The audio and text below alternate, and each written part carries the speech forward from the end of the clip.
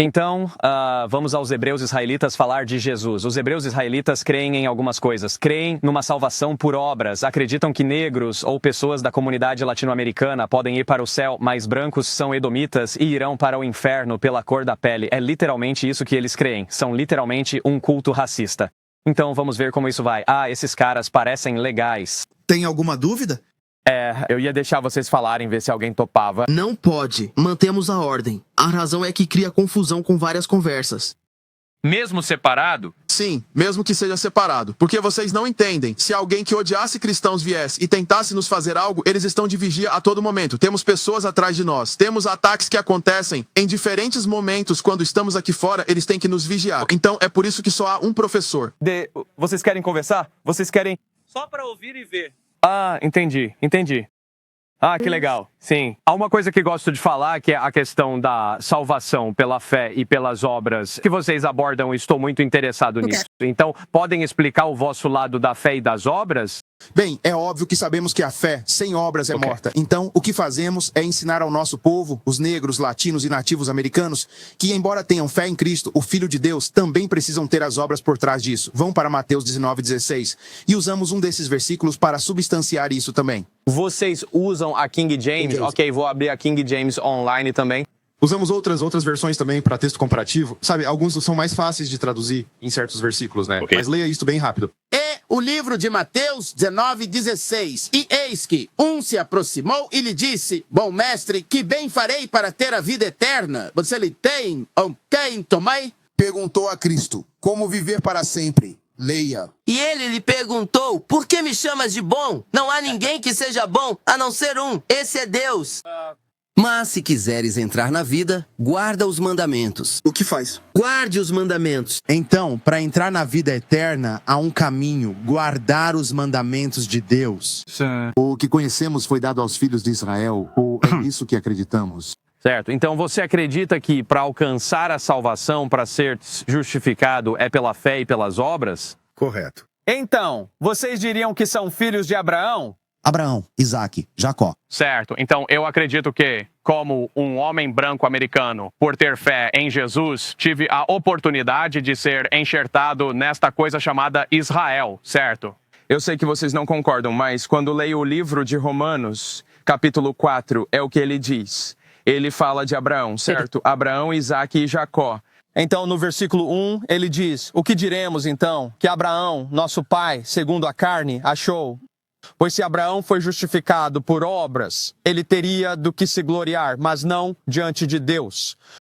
Pois que diz a Escritura: Abraão creu em Deus e isso lhe foi imputado como justiça. E este próximo versículo é onde eu quero chegar. Sabe, Abraão foi circuncidado, certo? Essa era a lei, circuncisão. E Paulo está escrevendo à igreja da Galácia porque os Gálatas, na época em que ele lhes escrevia, acreditavam que era fé mais circuncisão, e se não fossem circuncidados, não teriam salvação. E assim, Paulo diz em Romanos, no versículo 4, aquele que trabalha, a recompensa não é contada como graça, mas como dívida. E no versículo 5, mas aquele que não trabalha, mas crê naquele que justifica o ímpio, a sua fé lhe é contada como justiça.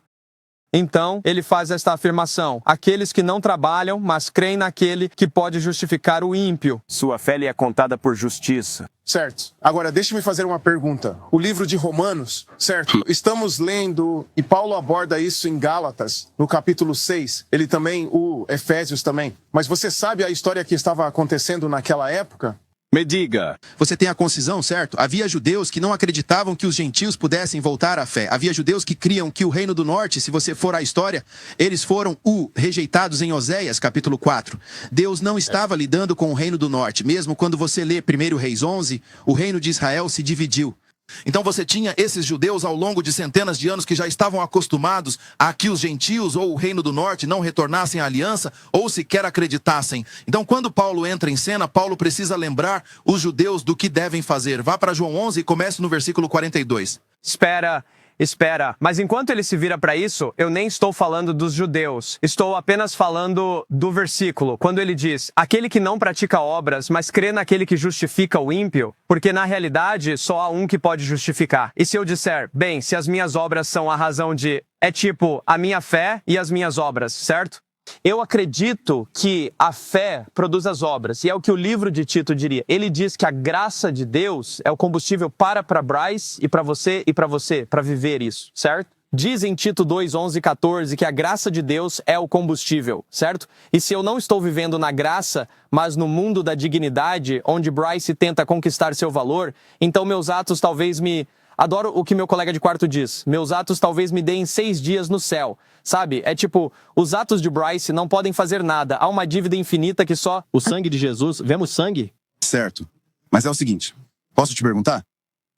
E eu entendo esse versículo, mas precisamos entender a história por trás. Como eu disse, né? Ele falava aos judeus da época, pois Romanos é só para israelitas. Tá, de novo, sei que esse é o argumento de vocês. Tiro isso do argumento israelita de vocês em geral. Digamos, se vocês se acham os verdadeiros israelitas, tá? Digam isso para si mesmos. Pois esse é o contexto de vocês. Está escrito para os israelitas, então seria para vocês, certo? Pela perspectiva de vocês. Então, como conciliar isso? Para quem não trabalha? E quem justifica o ímpio, sua fé é justiça. Quem acredita? Certo. Acreditamos que falar aos gentios. A crença é de onde vem a justificação? Sim. Tem que crer. A fé é obra, conforme João 6. Qual o ponto em dizer que obras te levam ao céu? Não posso dizer que obras me levam lá. Não disse que obras levam ao céu, disse que obras sem fé são mortas. Não se pode ter um sem o outro, não se chega ao reino crendo nem trabalhando. É preciso ter ambos, segundo Tiago, capítulo 2. Agora vá para Gálatas, capítulo 4, versículo 4. Gálatas. Você acredita no livro de Gálatas, correto? Entendi. Legal. Você acredita na ideia da adoção? Explica-me. Então, a ideia da adoção, se os gentios podem ser enxertados, como você disse, de volta àquela aliança, que foi, sim, rejeitada do antigo, ou a adoção de filhos, certo? Certo, legal. Agora, para quem você diria que é a adoção? Você diria que é para qualquer um que vem a Cristo, ou apenas crê, ou... Eu acredito que quem tiver fé sincera em Jesus Cristo pode ser salvo. Acho que não. Repete. Acredito que qualquer um pode ter fé sincera em Cristo e ser salvo. Mas não é essa a questão. Ainda quero focar na questão da fé e obras que discutimos, Exatamente. Não, nós entendemos isso. Mas temos que entender que a questão da fé e das obras se refere apenas a um critério ou grupo específico de pessoas. Não é para todos. Quando Paulo estava escrevendo aquilo, ele não estava falando dos moabitas. Ele não estava falando dos edomitas. Não estava falando dos elamitas, dos azeritas, dos amalequitas ou dos cananeus. Ele estava falando apenas dos judeus da antiguidade naquela época. Então, deixa-me... Então, por que eu vou para o inferno? Por que eu vou ao inferno? Não diríamos que iria ao inferno. Pause é outro assunto, mas podemos explicar. Bem, acha que posso ir para o céu? Sim, escravo. Céu é um governo. Posso ir ao céu escravo? Está no céu. Espera aí, quero ouvir isso, pois meu irmão aqui, porque vocês dizem ter ordem, mas, sabe, ele disse que serei escravo no céu, então quero entender isso. Vamos abordar isso. Mas agora, não quero desviar o foco. Vamos corrigi-los. Mas você tem que segurar a onda, não faz isso, cara. Ele vai se arrepender. Tá bom, lê isso. Gálatas 4, verso 4. Mas, quando a plenitude do tempo estava para vir, Deus enviou o seu filho, nascido de uma mulher. Feito de mulher. Feito sob a lei. Certo. Para redimir os que estavam debaixo da lei. Então, é uma questão de salvação, não é? Cristo veio para redimir aqueles que estavam sob a lei. Quem estava sob a lei? Bem, Jesus, concordo aqui. Jesus veio pelas ovelhas perdidas da casa de Israel. Está nos evangelhos, certo? Mas aqui, quando se vê... Você reconhece que Cristo veio só para os israelitas e a salvação deles, certo? Bem, Jesus não é um corpo físico. Ele não pode estar em Austin, Texas e no Oriente Médio ao mesmo tempo. Claro que ele tem que vir para um povo. Então, pelos israelitas? No contexto da época. Tá. Mas Jesus Cristo diz claramente a Nicodemos, que era um fariseu judeu na época. Sim. Deus amou o mundo de tal forma. Correto. No livro do Apocalipse, as palavras de Jesus dizem que haverá toda nação, tribo e língua representada no céu. Isso me dá esperança, certo? Como crente, excluindo esta conversa, certo? Para eu pensar que pode haver uma tribo na Amazônia com 12 membros. Toda nação, tribo e língua será representada no reino dos céus. Então isso significa que sou uma causa perdida? E eu entendo seu ponto. E por que você acredita nisso? Mas agora temos que adicionar de acordo com o conhecimento e a história também. Agora leia o versículo 5, Gálatas 4, 5. Gálatas, capítulo 4 e 5. Para redimir aqueles que estavam sob a lei, a fim de que pudessem receber a adoção de filhos. E porque sois filhos, Deus enviou o Espírito de seu Filho aos vossos corações. Certo, então a da adoção de filhos referindo-se aos gentios. Gostamos de estudar muito, vamos ao grego e ao hebraico. Agora vamos ao grego para a palavra adoção. Leia isso rapidinho. Este é o esboço da linguagem bíblica, a adoção. O número 1 diz a relação que aprouve a Deus estabelecer entre ele e os israelitas. E o quê? E os israelitas? É para quem? E os israelitas? Sobre fé e obras? E os israelitas? E o quê? Preferência. E o quê? E preferência. Ele prefere isso a quê? A todas as outras nações. E o quê? As demais nações. Então, Romanos, Efésios, Gálatas, 1 Coríntios, Curso, Coríntios, Tito, tudo o que Paulo escrevia era apenas para os israelitas, em preferência a outras nações. Isso não tinha nada a ver com qualquer outra nação fora disso. Mesmo quando Cristo estava falando com Nicodemos, o fariseu, certo, sobre a salvação do mundo, temos que entender que na Bíblia o mundo tem definições, múltiplas definições. Terra e mundo são duas definições na Bíblia. Leia isso em Salmos 92. É o livro de Salmos, capítulo 90, versículo 2. Não. Antes que os montes nascessem, ou que tu formasses a terra. Formar o quê? Formar a terra. E o quê? E o mundo. Então, não são a mesma coisa. Então, quando você lê isso em João 3,16, que mundo não está falando de todo mundo. Quando você vai a uma dessas definições que falam de sociedade, você tem múltiplos mundos. Tem o mundo do basquete, tem o mundo do rap, tem o mundo marinho, tem a vida vegetal, o mundo das plantas. Meu mundo pode ser diferente do seu? Que mundo é esse em João 3,16? Vamos ver. Vá para João 3,16. Vá para Isaías 45,17. Vamos identificar isso. Preceito sobre preceito. Porque se apenas seguirmos nossa vã opinião e não adicionarmos nenhum estudo, podemos pensar que o mundo está falando de alguém lá no Japão. Não é sobre isso. Não pensa assim? Não pensa mesmo? Não, não pode ser, não pode ser. Pois entenda, não havia moabitas lá naquela época. Então, por que Cristo falava de outra nação que nem vivia lá então?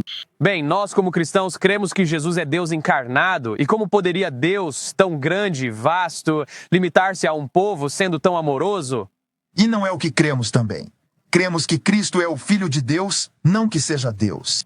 Vocês não creem na Trindade? Não, de forma alguma. A Trindade é uma doutrina criada séculos após a morte de Cristo. Essa doutrina nem está na Bíblia. Essa foi a doutrina contra o arianismo. Nós acreditamos no arianismo. Leia isto. Tá. Vê isso? Cara, isso é João, capítulo 7. Os concílios ecumênicos adotaram doutrinas não bíblicas. Leia. Heresia. João, capítulo 3, versículo 16. Porque Deus amou o mundo de tal maneira que deu o seu Filho unigênito, para que todo aquele que nele crê não pereça, mas tenha a vida eterna. Você já leu o versículo 14, ou melhor, desse capítulo? João 3, vamos ler. Sim, vamos ler o verso. Vamos ver o que Cristo comparava. Leia isto. Números 21, 7. Sim, meu amor. Espera. E como Moisés ergueu a serpente no deserto, para quem Moisés ergueu a serpente no deserto? Para Israel. Exato. Certo?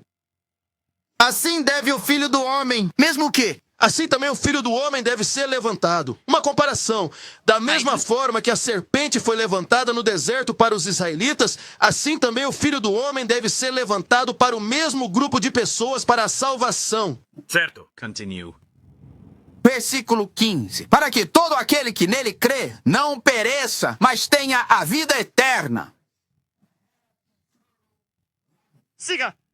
Porque Deus amou tanto o mundo que deu o seu Filho unigênito, para que todo aquele que nele crê não pereça, mas tenha a vida eterna. Então, o contexto de João 3,16 começa quando? Obviamente sabemos que Cristo falava a Nicodemos, mas ele compara isso aos israelitas que tiveram a serpente erguida para a salvação. Da mesma forma, Cristo deve ser erguido para o mesmo povo. É esse o contexto. Agora vou passar a palavra, só quero ler este versículo rapidinho. Leia. É Isaías capítulo 45, versículo 17. Mas Israel, bem quem? Mas Israel será salvo no Senhor com uma salvação eterna. Não sereis envergonhados nem confundidos. Mundo sem fim. Aqui se compara Israel. Mundo sem fim. Segundo a Bíblia, Israel é seu próprio mundo. Então quem é Israel? Israel, os descendentes do povo do sol, latinos, negros e nativos. O Israel de hoje é o mesmo do Antigo Testamento? Não. Absolutamente não. Então, por que o contexto do Antigo Testamento, quando diz Israel é o povo escolhido de Deus, acho que esse é um grande debate, não só entre cristãos ou as israelitas, agora é o grande debate, pois quem é Israel? Eu, como crente, diria que o terceiro templo que está sendo reconstruído agora é que o povo de Deus são crentes de toda a nação, tribo e língua, os filhos da carne que foram redimidos, como visto em Romanos 9. Fomos enxertados. Eu, como homem branco americano, tenho a mesma chance de salvação que você, que qualquer uma dessas tribos. E não tenho mais ou menos valor moral que você, assim como você não tem mais ou menos valor Olha, deixa eu te perguntar, isso faria de Deus um Deus justo? Eu creio que isso faz de Deus o mais amoroso. E dizer no contexto de vocês que o seu Deus, o Deus que vocês adoram, só veio dessas 12 tribos. Esse é um Deus muito pequeno que vocês adoram. Posso perguntar? A alma? Meu Deus é grande. Ah, sim. Meu Deus na cruz há 2000 anos morreu para salvar gerações passadas, presentes e futuras, como eu e você. E para eu dizer que meu Deus é tão pequeno que só pode salvar essas pessoas, e se você é negro ou latino-americano, tudo bem, mas se você é um cara branco que cresceu no sul da América, você é descartado. De jeito nenhum. Jesus enxerta os gentios. Isso implica que algo deve ser cortado para ser enxertado em algo completamente novo. E quando esta grande comissão foi dada aos israelitas, estou com vocês, eu entendo. Jesus veio às ovelhas perdidas da casa de Israel naquele tempo. Mas quando Jesus ascende, ele os envia em missão para todo o mundo, pregando o evangelho a todas as nações, batizando-os em nome do Pai, do Filho e do Espírito Santo, ensinando-lhes tudo o que vocês sabem. E é por isso que em Romanos 9, quando vemos isso enxertado, ele diz no final de Romanos 9 e 10, bem-aventurados os pés daqueles que anunciam as boas novas. Amo Romanos 9. Porque há pessoas por todo o mundo que precisam deste Jesus. Que lindo! Enquanto você vira o verso de Gálatas 4 que você citou. Sim. Adoções para Israel. Bem em Gálatas, capítulo 3, dizia a mesma questão novamente. Abraão foi justificado por crer em Deus. E aqueles que têm fé, ele diz, aqueles que têm fé receberam o direito de se tornarem filhos de Abraão. Deixe-me fazer uma pergunta, pois como eu disse, seu Deus é justo, certo? Sim. Ele é justo e amoroso? Sim. Após 400 anos de escravidão, o que deve acontecer aos descendentes dos que conquistaram aquela terra? Porque se Deus não julgar, lembre-se, eles não estão mais aqui. As únicas pessoas que estão aqui são os descendentes daquele povo. Então, o que Deus tem que fazer para reconciliar o que aconteceu com as pessoas que tiveram suas terras tomadas à força, por estupro, roubo e assassinato? Onde estava Deus durante a escravidão? Espera, há 400 anos? Espera. Onde Deus na escravidão? Antes de 400 anos, herdamos o pecado. Isso era pecado antes de tomarem a terra. Você não responde a minha pergunta. Oi? Não responde. O Deus que você diz ser todo amoroso, isso não é amor. Então se Deus ama essas pessoas que vai salvar o... Lembre-se, esse senhor de escravos branco, ele tem igualdade para ser salvo conosco, certo? Então onde estava Deus durante este tempo? Isso parte do coração de Deus. Nós estamos... Calma. Como julga? Espera. E Deus na Segunda Guerra? Como? Calma. Como Deus julga essa questão? Espera. É o mesmo problema. Sejamos coerentes. Espera. Onde estava Deus na Segunda Guerra? Sabemos a resposta. Calma. E podemos dar-lhe. Espera. Onde estava Deus na Segunda Guerra? E no 11:9?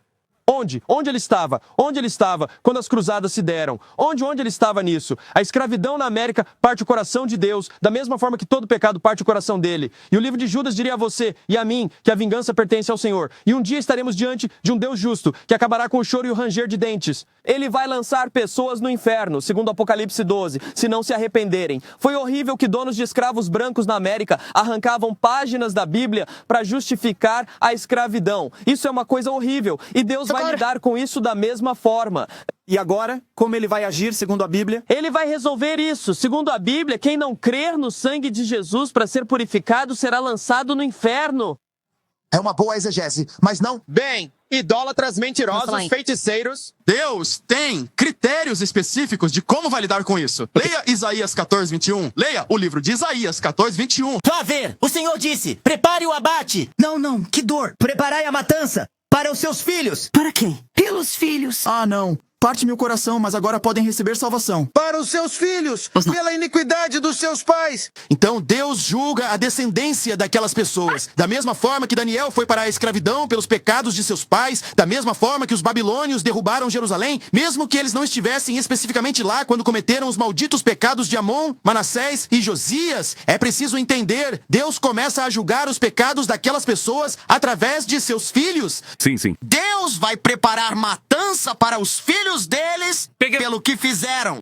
São filhos destas pessoas e devem ser julgados pelos pecados dos seus pais. Ok, pera. Eu não pedi pra ser chamado de niga e de homem negro na América. Sim. Mas pelo que aconteceu na escravidão, eu colhi as repercussões disso. Então, do mesmo jeito que aconteceu conosco, vai acontecer com vocês. Jesus, você deve preparar o que Deus fará. O que diz? E Jesus acredita nisso também. Mas Jesus aprofunda o que dizes. Ele diz, se olhas para uma mulher com cobiça, se a púrpura diz, Nada a ver. se você olhar para uma...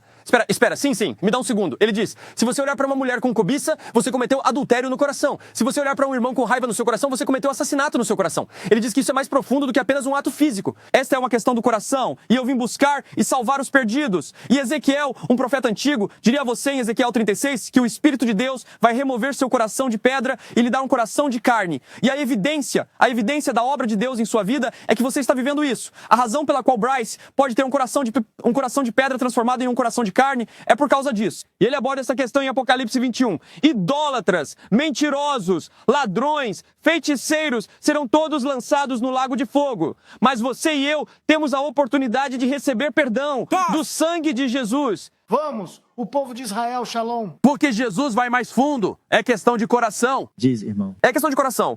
Não, tá tudo bem. É questão de coração, cara. Tudo isso é do coração. E da mesma forma que você pode ser redimido... Deus não julga nações? Ele faz, mas... Não, tenho uma pergunta pra você. Então, temos que entender que o tema é salvação, certo? Cristo não veio para desfazer o que o Pai já profetizou, certo? Cumpriu a lei. Ele veio para cumpri-lo. Agora, para cumprir o que estava escrito sobre ele. Já há profecias no Antigo Testamento que ainda precisam ser cumpridas. Já há julgamentos estabelecidos para cada nação, então essas nações nem conseguiriam a salvação de qualquer forma. Vá para o livro de Amós 1:10. Não faria sentido. Deus seria um mentiroso, então. E sabemos que Deus não muda, Malaquias 3:6. Sabemos que Deus não muda. Leiam isto. Este é o livro de Amós 1:10. Busque. Mas eu enviarei um fogo no muro de Tiro e devorará os seus palácios. Ele fala dos antigos cananeus ou filisteus. Leiam. Assim diz o Senhor, por 3 transgressões de Edom. Disse o quê? As 3 transgressões de Edom. Lê. E por 4, eu não desviarei o castigo disso. Cristo afastará o castigo. Não desviarei o seu castigo. Deus não vai afastar o castigo de Edom, de toda a nação. Continue a ler. Porque ele realmente perseguiu seu próprio irmão empunhando a espada. Calma.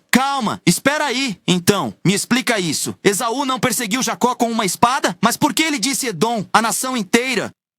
Achei que fosse só uma pessoa. Não devia ser julgado só pelas ações dele. Esaú não devia ser julgado só por perseguir o irmão com a espada. Achei que fosse uma questão de coração. Por que grita? Espera. Leia, vá. A nação toda deve pagar pelo que o ancestral dele fez. Manda! Leia mais.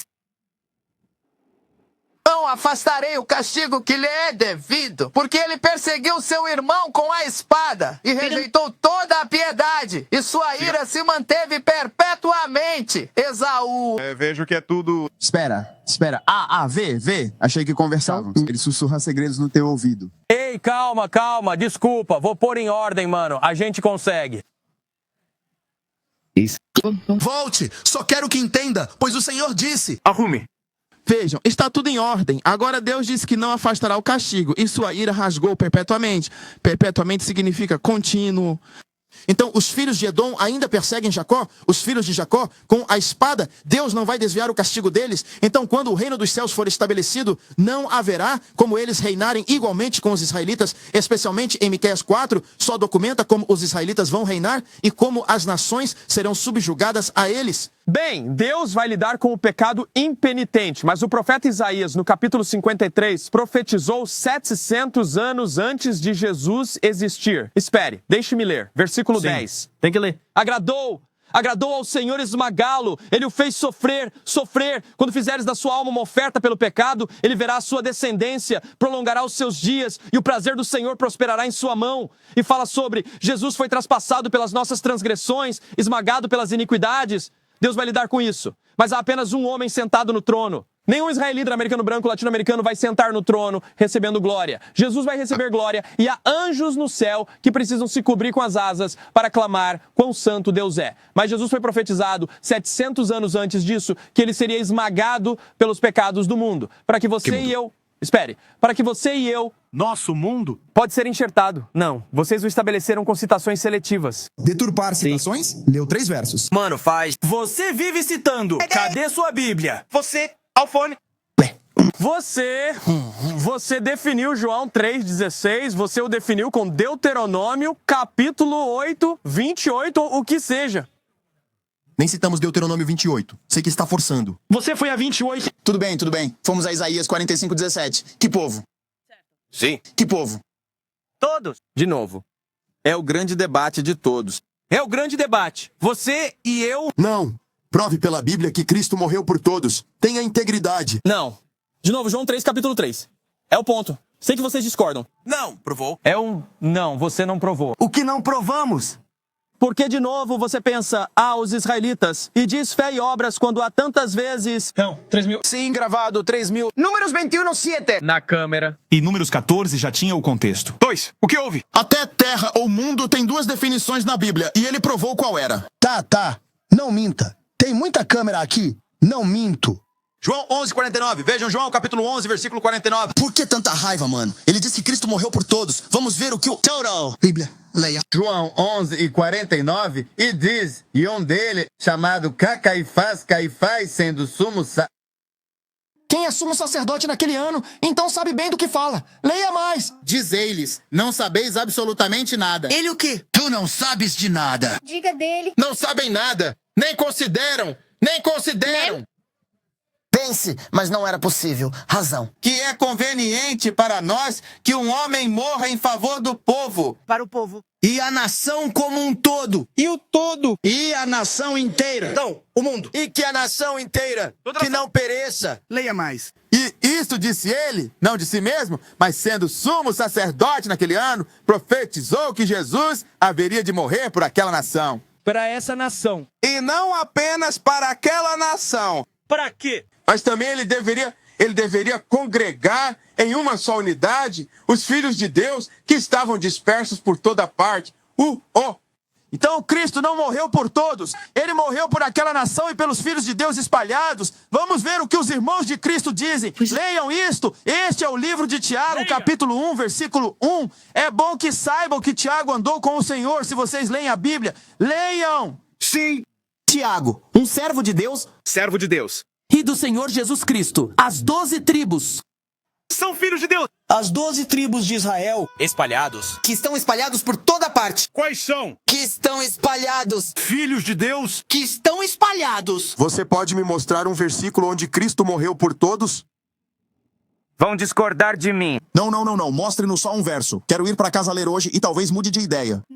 Novamente, leia isto então. Não, Vai. sabemos. Olha, trouxemos muitos versos. Achamos justo que haja um debate, que você diga na Bíblia que Cristo morreu por todos. Literalmente. Eu só quero ler. Ok, posso te fazer uma pergunta de novo? Posso te fazer uma pergunta? Você está desejando o avesso. Não me faça mais perguntas sem o versículo. Por quê? Não, O verso sim. Tô tentando. Pode... Tá. Vocês acreditam que são justos? Quê? Vocês são justos? Que é justo? Você é justo? Bem, temos que definir o que é. Me defina. Vocês são bons em definições. Me defina. Se é bom na Bíblia, significa... Não parece agora. De um versículo e nem isso consigo. Te damos toda essa comida, cara. Droga, uma migalha? Leia isso. Mano, Deuteronômio 6:25. Leia. O que é retidão? leia isso. E ela será a nossa justiça. Será a nossa o quê? Será a nossa justiça. Será a nossa justiça se cumprirmos todos estes mandamentos. A justiça? Todos esses preceitos. O que é retidão? Todos os mandamentos. Siga. Diante do Senhor, nosso Deus. O Deus de todos, o nosso Deus. Nosso Deus, sim, cremos que a retidão se obtém guardando os mandamentos e a fé em Cristo. Respondemos. Agora, onde está o versículo que diz que Deus morreu por todos? Certo. Não leia. Estou lendo Atos capítulo 2. Eu tenho Atos 2. Ei, quero saber. Estão esperando com família e fome, sabe? Qual é, cara? Obrigado, irmão. Obrigado, cara. Eu agradeço de verdade. Atos capítulo 2. Atos 2. Mais devagar. Fala mesmo sobre... Não, espera. Está aqui. Vamos, estou só a ver. O que está olhando? Tem os destaques, mas eu tipo. Estou falando sobre como ele traz cada, então basicamente Pedro prega... Sim, o número 3.000. Após falarem com os judeus. Sim, os 3.000 não eram judeus, eram de tribos diversas. E no início diz quais eram. No capítulo 1? Não, capítulo 2. Vocês veem, quando nos perguntam, não esperamos 3 minutos por um versículo, sim, nós fazemos. No pique. Sabe? Somos bem pacientes, não vamos embora. Só esperamos. Tudo bem. Nós só vamos ver o quanto se estuda a portas fechadas. É isso. Estamos esperando, somos pacientes. Quero ver este verso para ler em casa. No versículo 5... Parece paciente. Meu Deus. Sim. Então... E 9 a 13, fala de Jesus. Não, dê a ele. Ele me dá. Incluindo o Egito. Ele está falando. Ele pode te ajudar com isso. Estamos falando sobre como em Atos, capítulo 2, Pedro prega um sermão para os 3.000. E ele se dirige a certas tribos e grupos de pessoas entre os 3.000. E o livro de Atos nos diz que esses 3.000 são salvos. E é o nascimento da igreja no livro de Atos. E estas são as tribos que estão listadas no versículo 10.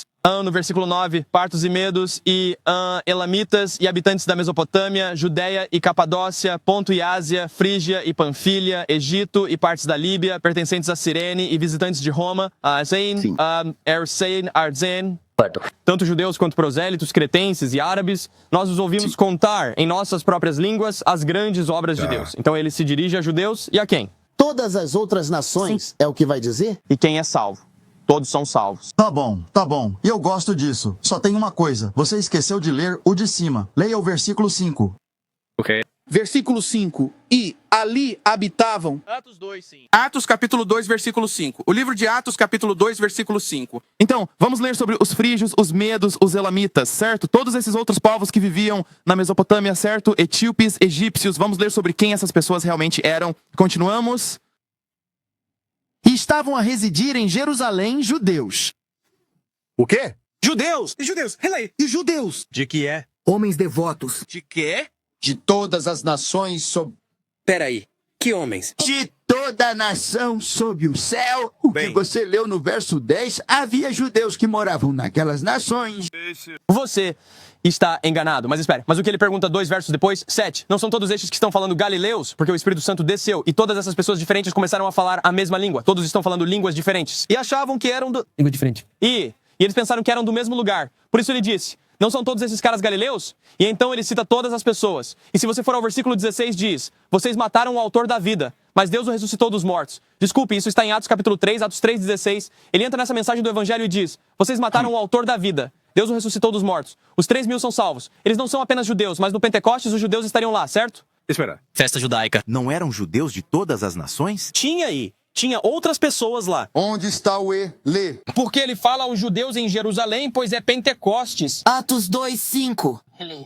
E habitavam em Jerusalém judeus, homens piedosos de todas as nações que há debaixo do céu. Siga. Agora, quando isto foi... agora, não disse e. Então, eram judeus que viviam em todas as nações debaixo do céu. Perguntaram, são galileus? Pois parecem iguais, mas vivem em lugares diferentes. Falam línguas e idiomas diferentes. Por isso perguntam, estão todos bêbados? Não, estavam a profetizar. Ele está dizendo que os judeus estão perguntando, todos esses caras são galileus? Os judeus estão olhando para as pessoas. Sim, vamos seguir lendo e ver. Não são todos esses judeus iguais. E para quem nos ouve, ele não citou um versículo que diga Deus salvará a todos. Não vimos esse versículo. Tudo bem, entendo. Continuo. Leia em Atos 2. Não, diga a ele. Ele precisa de ajuda. Leia isto. Isso mesmo. É Atos capítulo 2, versículo 6. Ora, quando se espalhou a notícia, você não está ouvindo a palavra de Deus? Não, eu que... Ok. Confirmava. Valeu, mano. Ora, ao se espalhar a notícia, a multidão se juntou, confusa, pois cada um os ouvia falar em sua língua, em sua própria língua, pois eram judeus vivendo em várias partes. Por exemplo, um negro pode morar na Venezuela, mas falar espanhol. Você pode parecer comigo, mas fala outra língua. Por isso ficaram confusos. Continue lendo. E todos ficaram espantados e maravilhados, dizendo uns aos outros: vejam, não são todos estes que estão falando galileus? E como é que cada um de nós os ouve na sua própria língua em que nascemos? Onde eles nasceram nestes lugares diferentes, mas eram judeus, homens devotos de todas as nações debaixo do céu? Vá para o livro de Isaías, capítulo 56 e versículo 11. Isso é o que vocês chamarão de uma profecia sendo cumprida. Este é o pária de Is. Vejam, leiam o Antigo Testamento. Dá pra ver que não o leem, porque não vão entender. O Novo é uma recitação do Antigo. Não leia. Quer dizer, não posso te dizer, leia. Você só citou o quê? 2 versículos e 98? Leia isto. É o livro de Isaías, capítulo 56, versículo 11. Sim, são cães gulosos. Não, no 8. Versículo 8. O Senhor Deus que reúne os exilados de Israel. Os exilados de Israel.